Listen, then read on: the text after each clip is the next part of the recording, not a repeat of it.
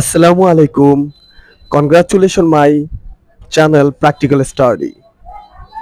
প্রিয় শিক্ষার্থী, ষষ্ঠ শ্রেণী থেকে দশম শ্রেণী পর্যন্ত শিক্ষার্থীদের আজকে আমি গুরুত্বপূর্ণ 10টি প্রিপজিশন দেখাবো। দেখো এখানে আমি 10টি নাউন লিখেছি। এই নাউনের পাশে সবসময় প্রিপজিশন ফর হবে। যেমন 1 নম্বরে রয়েছে এম্বিশন। এম্বিশনের পরে প্রিপজিশন ফর হবে।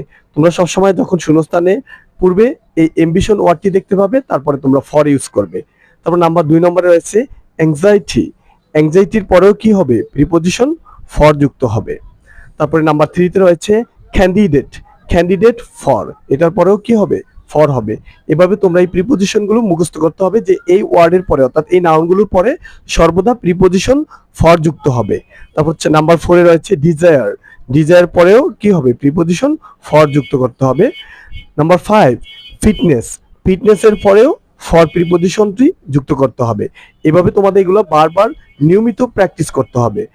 পড়ার কোনো বিকল্প নেই ভালো ফলাফলের জন্য, এবং তোমাদের লেখাপড়া বোঝার জন্য পড়ার কোনো বিকল্প নেই। তারপর নাম্বার 6 এ রয়েছে যে ফরনেস ফর।